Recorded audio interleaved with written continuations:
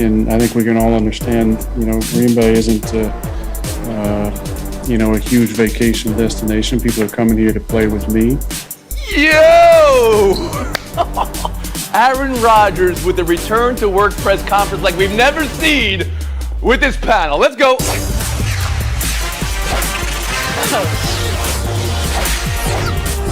Green Bay is nice in the summer.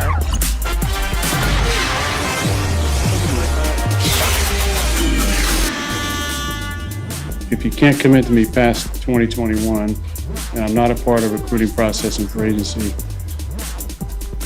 if I'm not a part of the future, then instead of letting me be a lame duck quarterback, if you want to make a change and move forward, then go ahead and do it.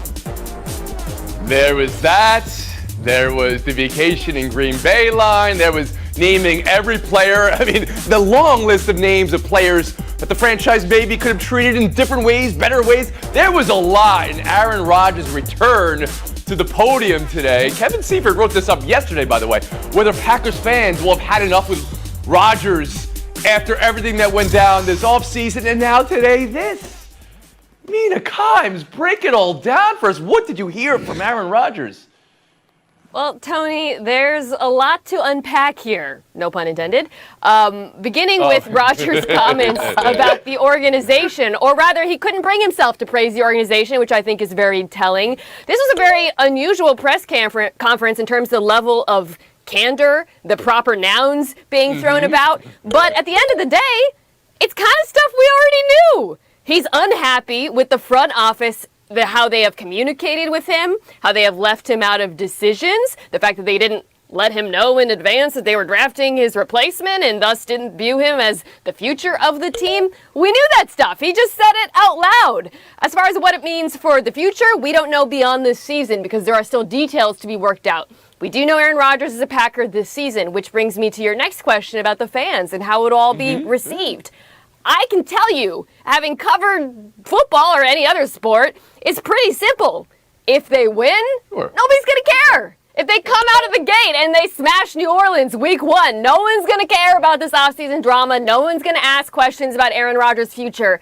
If they lose, this is going to be like a house with cracks in the foundation. When a storm hits, the water trickles up, and all of a sudden, all this drama is going to come back, and all the questions are going to come back. And to me, that's where the pressure lies here. It comes down to winning and losing, and that will determine whether or not this is a problem this season. Wow. That was like a 30 for 30 right there from Mina Kimes. I want to get to the rest of the panel here, but one more question for you, Mina. 2 days ago, the story was there were concessions made on both sides. All is good in Green Bay. Do you see it that way today after hearing Rodgers today? No! I mean, I don't see it being good beyond this season. I do have questions about the specific concessions in terms of what his exit strategy is. We know that they're voiding the last year, but my question is, what happens after this season? He suggested he's not going to be able to choose his destination. That's what I want to know. That's what Denver wants to know. That's what Carolina wants to know. And it's something we're going to learn more about, I think, in the coming days. All right, that's our time. PTI's next. Around the horn. Kevin Blackistone, join us here on what you heard from Aaron Rodgers. Well, I do like proper nouns. I'm a big fan of those. I do like candor. I do like hearing it from Aaron Rodgers, the guy who's in the middle of all this, rather than just hearing it from those who are around him or around other people who know him. So that's good. And to Mina's point, really he just said what we kind of figured out. You know what? He's going to play one more year, and what's the end game for him? The end game for him will be kind of what it was for Tom Brady. He'll go someplace that thinks that adding him is going to mean they're going to be a Super Bowl winner. That will absolutely happen. Is he right in his critique of the team? He's absolutely correct. I mean, the Green Bay Packers have been run as an organization managerially the same way for like 50 years. And the rest of the league has changed. And I think that he needs to be recognized for his talent. He's right. People do come to that team right now to play with him because he's a quarterback that gives you an opportunity to get to the Super Bowl, if not maybe win it. And that's what people are looking for. Randall Cobb is not coming back there to go to the beach. In fact, there isn't a beach in Green Bay. Is that another vacation shot about? No, I'm just saying. Okay. I saw a head tilt there from L. Duncan. Let's bring you in here, L, what you just heard. Well, you know, I'm watching this press conference and I was like, yo, did Aaron Rodgers just Joakim Noah Green Bay? Only when Joakim Noah went in on Cleveland, who wants to go to Cleveland? You want to go to like the vacation? He didn't have to actually play there. I can't believe that he did that, first of all. Secondly, look, like what, I don't know. He didn't endear himself to the fans today. I mean, I think that, I'm not sure that's important to Aaron Rodgers. I think that this whole time we were sort of waiting on this buildup, right? It started in April and we were waiting on something. Some I must avenge my family, you have avenged or offended my family moment for us to go, this is why Aaron's so mad, because it can't just be about drafting Jordan Love, right? Like, what is this about? And today he revealed, well, what we already knew. And to that point, I think it was a total cop-out for him to blame the media, because what he did was just affirm that nobody exaggerated any of the turmoil that was happening between him and the Green Bay Packers. So I thought that was a little bit of a low blow and what was otherwise a very entertaining press conference. June, let me ask it to you this way.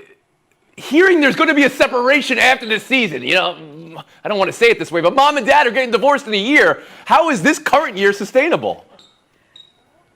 It's probably not. I kind of think that this was the best case scenario given the turmoil of the circumstances. Aaron Rodgers was able to lay out everything that he felt. It almost felt like a therapy session today, him laying out everything that he's felt and confirming everything we've heard in the media. It almost felt like a turning point in terms of football player empowerment to a certain degree, because he laid out, I mean, there's only a handful of players in this sport who can do what he did today. It's Tom Brady, it's Patrick Mahomes, and it's Aaron Rodgers. He's a generational talent, so he was able to lay out all of the grievances that he had. The fact that he mentioned Jake Kummerow as kind of a turning point moment, it means that this has been building up for a really, really long time. Today was just the culmination of all of it. Mina back in. Well, June, you make a good point about player empowerment, I think, insofar as there's a reason why Aaron Rodgers feels like he can say all of this, which he is a Hall of Fame quarterback who has influenced the organization and feels, and I believe he's right in feeling the way he wasn't treated as such. That said, he's still in Green Bay, man. Like, he wanted out reportedly. Well, he did not get out because the only leverage a player has is sitting out, and he did not want to sit out this season, and he is going to be a Green Bay Packer this year. Maybe last word. And you know what? Those fans better embrace what he's already done for them. I mean, I have to underscore it once again. He just had arguably his best season ever. 70% completion, 48 touchdowns. All right, he's still performing, and he's not going to underperform this year just because he's unhappy with his situation. And he's going to try and get to that Super Bowl winning solves everything with fans, although I would argue their Airbnb prices really are close to the heart here. And if they're dropping after what he said about vacation homes in Green Bay, that might hurt a little bit too. We'll move on. As more teams report COVID and the tension between teams and vaccinations becoming more seen. First in news, Lamar Jackson had a positive test, so he's away from the Ravens now. But what you're seeing with teams, two specifically, Tampa Bay, Bruce Arians seems irritated that people are asking questions about whether the Buccaneers are vaccinated and following protocols. And Washington, Ron Rivera is passionate, he's frustrated, he's concerned for his own safety about his team's lowest in the league vaccination numbers. Rivera, treated for cancer last season, is immunodeficient. L. Duncan, where do you want to start?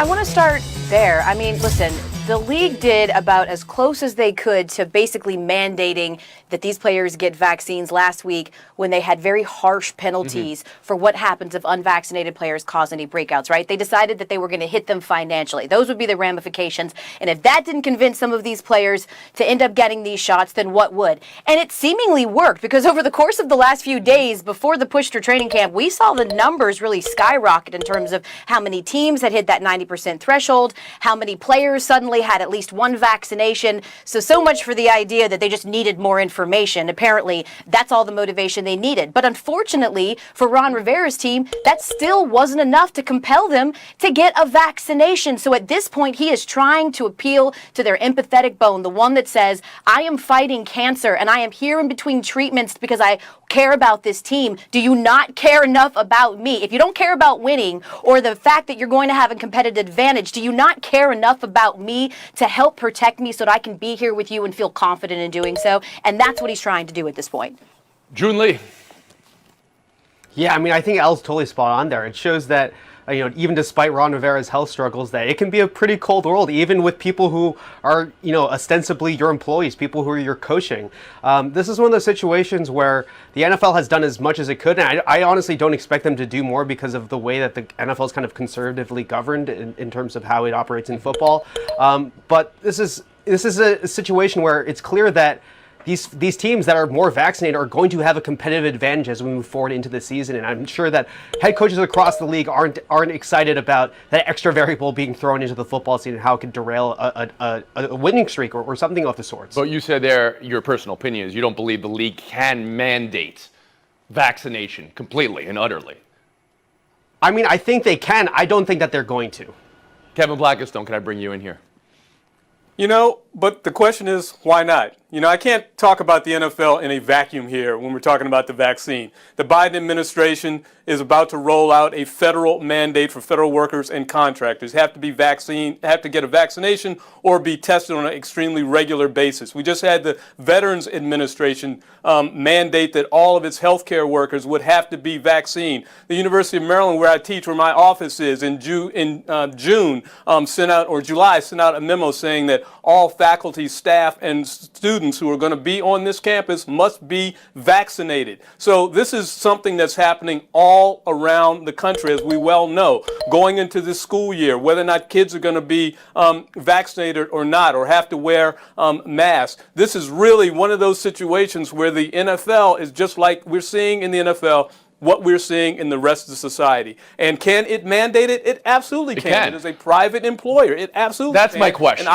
And I would argue that it absolutely should. Mina Kimes, whether it's justifiable or whether it's a conversation the league and players need to have and sort out in advance. I think they're getting pretty damn close to a mandate, to Elle's point, and we're seeing that reflected in the numbers. The compliance levels are higher in NFL teams and, frankly, many organizations in sports and beyond. But I want to go to Lamar Jackson, who tested positive today, as an example of why it's basically a mandate. We don't know if Lamar Jackson is vaccinated. He declined to disclose that. But if he's not, and let's say this happened during the season, he would miss the game. If he's vaccinated, you test positive twice in 24 hours, you get back in. Players know that. Coaches know that. Organizations know that. And it's why we are seeing these compliance levels go up. And I think they're going to continue to go up as the season gets closer. Thanks for your thoughts on that. That's our horn. Here's our break. Coming up, we'll discuss Simone Biles with the news of the day. She won't compete in the individual all-around. And specifically, I want you guys to consider the very human response to compare or think back at how athletes have handled and overcome or failed in the face of adversity in the past, physical and mental, and how those successes and failures have been covered. Back in 2 minutes.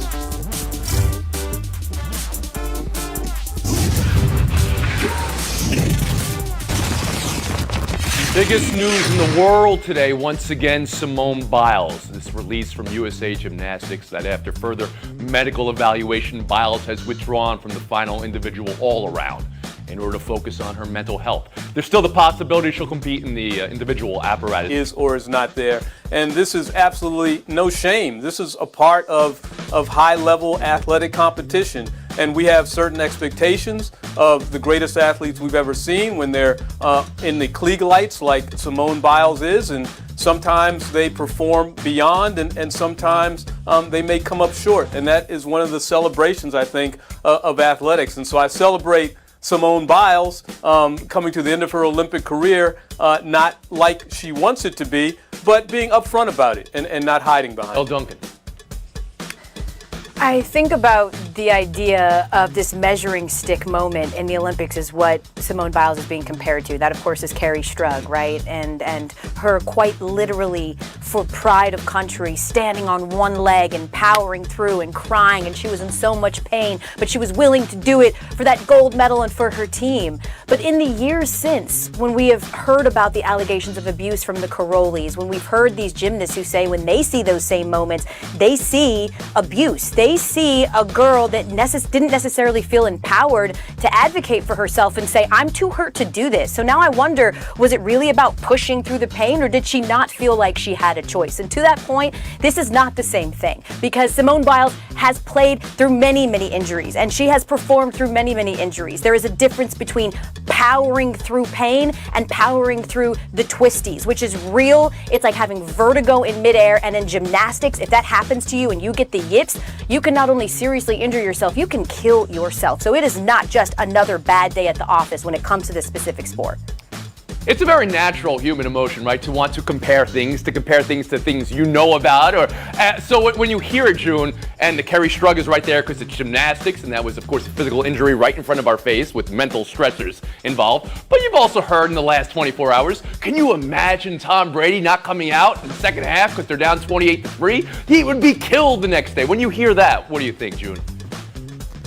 In a country that celebrates athletes and puts athletes on a pedestal like America does, that almost treats these top-tier athletes as gods among people, Simone Biles is willingly taking herself off the podium, the Olympic podium, this international stage, to tell us that she is human and that she goes through struggles. Her and Naomi Osaka are single-handedly, I think, starting an international conversation around mental health and changing the paradigm around how we talk about our mental health. As someone who has dealt with anxiety and depression, it's something that I celebrate. I think is happening with this young generation. But I think part of the responsibility also falls on the media to treat these athletes as not as entertainers, but as human beings that we cover, because we have to have empathy towards everyone who's dealing with something, and we might not know what's happening, because mental health is health. Thank you for your personal honesty there, June. And I addressed this yesterday, Mina, as the machine of GOAT, right? The unreal expectations, the culpability we in the media have for all of that. Do you see it that way? Tell me if I'm wrong. Yeah, I do. I think it goes beyond the media. I think it's society. I think we think in these binary terms of, well, did you power through and compete? And as Elle said, that is how we saw the Kerri Strug story when it happened. That's how I saw it when I was a young girl. That's how I saw athletes like Dominique Moceanu, who posted today about being 14 and winning that gold medal. And gosh, I idolized her, Tony. But now I know, because she is sharing with us, she had to power through a very dangerous injury, right? She had a tibial fracture and she still competed. And looking back on that now, she says, I wish I could come forward like Simone Biles did today. And I am so glad that Biles is setting that example for the next generation, because that is a new page in sports. We in the media, we have to show the ability to be, have the critique and have the discernment, but also to do it with sensitivity and empathy. I mean, I think that's necessary, because we are culpable in all this. Social media is another thing altogether. I'm going to read you a quote of somebody you may have heard of talking about it. For someone like myself, I don't know if I could have survived in this Twitter era. That was Michael Jordan. Okay, he said that in Cigar Aficionado just recently. It's an amazing thing to consider and try to compare athletes from different generations and but you have to allow for the athlete to be human. We showed Kerri Strug and we showed Jean Van de Velde, which was a different thing altogether, and how that was covered. We can evolve as people who cover sports. And I showed you Michael Phelps, who may be the closest comparison to Simone Biles here. Just listen to Michael Phelps, how he talks about how he had thoughts of suicide in his career as well, while he was still celebrated to being the greatest of all time. It has to be the whole human. Thank you, Kevin. Thank you, June, for your thoughts. Mina, Elle, Showdown, 2 minutes. What are the Mariners doing? Ruining my life as usual. So, Tony, my head says this made sense. Graveman was on a 1-year deal, got a talented young player. It's right for the organization. My heart says, the Astros? You traded him to the Astros right after an emotional win? I mean, I just can't with this team. I just can't. I love that Dipoto is he's like, wait for it, there's some big things coming. It's like when Michael Scott on The Office, he made the whole office mad, so he promised them a fun surprise and kept floating stupid ideas like, what about an ice cream sandwich? No, that's not a good one. Okay, well, we'll see. Mina Kimes, just wait, there's more coming for you. Wait, just wait. Elle Duncan, take the FaceTime. Oh, God. Okay, I want to take a moment to call out a friend. It was my daughter's 3rd birthday this weekend, and someone did something cruel and unusual to her parents. They gave her a gift that required 8 batteries. 8 AA batteries, and they didn't give me a single battery. So for hours, I had to listen to my daughter go, "Can you get some batteries?" Oh my goodness. Just in case you need another reminder, folks, don't give people with children anything that requires batteries, anything that has glitter on it, or anything they have to keep alive. What are you doing? And also, thank you so much for the gift. You chose violence. We'll see you tomorrow.